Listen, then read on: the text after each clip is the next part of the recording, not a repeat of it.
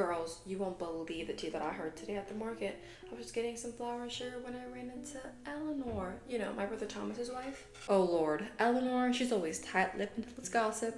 Not this time. I asked her straight. Any updates from Thomas? And she said, yes, actually, he wrote me a letter. A letter? Oh, Clara, read it out loud. Or does she spill it right there all over the onions?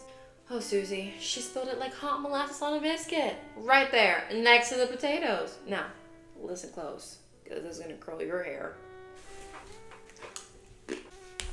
So, Thomas was with Major Ulysses Grant's army, you know, Union side, obviously. And they were down there in Tennessee, near this little church called Shiloh. Ever heard of it? Can't say I have. What's it like? Well, you'll know it now.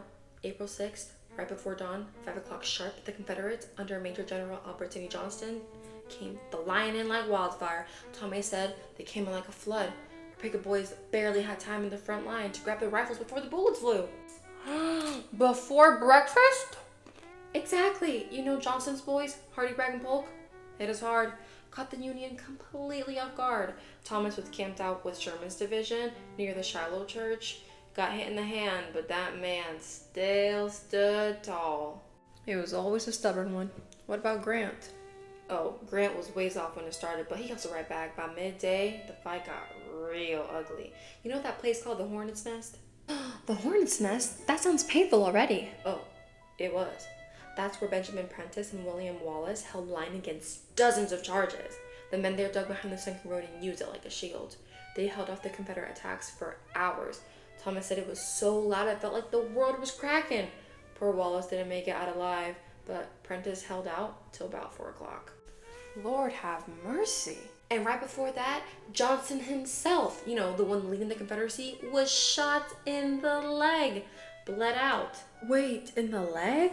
Yes, rounded up all their artillery, over 60 pieces, and aimed it at our men at the peach orchard in front of the sunken road. 60? Mm-hmm. Beauregard had to take over after that.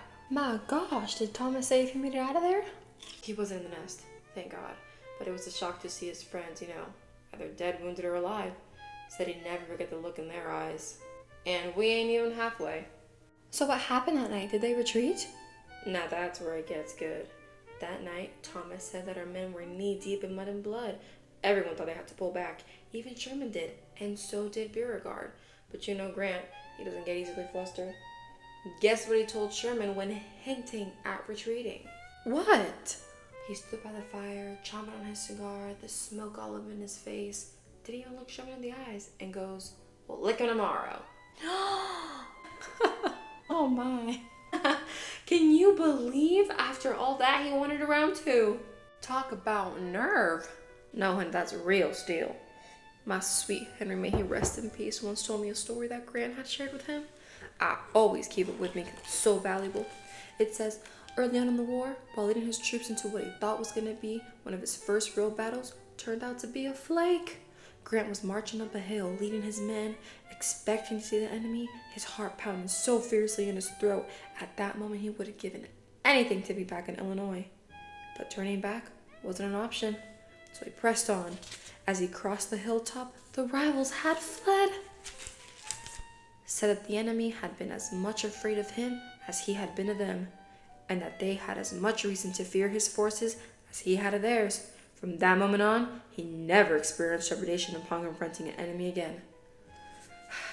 But go on, Clara. Tell us more. Well, Martha, it was a miracle that Don Carlos Buell's Army of Ohio showed up overnight with fresh troops. By 5 a.m. on April 7th, the next day, we were back at it. But Lew Wallace never showed up.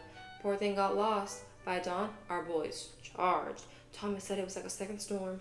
By 1 p.m., those Confederates were hightailing it back to Corinth. Did we chase them? Nope. Too many wounded. It wasn't pretty. But Grant held in the field. That meant victory, even if it came soaked in blood. How bad were the losses? Awful. Beauregard surrendered around like 3 p.m., nearly 24,000 on both sides. The Union around 13,000, and the Confederacy about 10,000. Sweet baby Jesus, Mary, and Joseph, that's the bloodiest battle in American history up till now. I know! Thomas said it's no longer a game of quick wins. It's a real war now. And the battlefields were so full of blood and bodies that you couldn't step without finding either a boot or a brother. At least we won. That's awful. I'm writing to my Sam tonight. So what now? What's the big plan? Well, we'll have to bleed the South dry. That's what the Anaconda plan's all about. You know, General Winfield Scott's strategy, squeeze and choke him until they got no supplies. That poor little church at Shiloh. Thomas said it was covered in bullets, destroyed in the fight. Kinda ironic, being a place of peace and everything. Lord help us, I'll be saying a prayer tonight for every wife, mother, and sister. But Grant, he's got grit. Sure does, and Thomas says he trusts him. And if Thomas trusts him, then so do I. And so do we. Right, girls? Yep. Well, alright, ladies. That's all the tea I have for now. But I'm writing all this down. If y'all want a copy for your journals. Only if it's got the quote from Grant. We'll lick it tomorrow.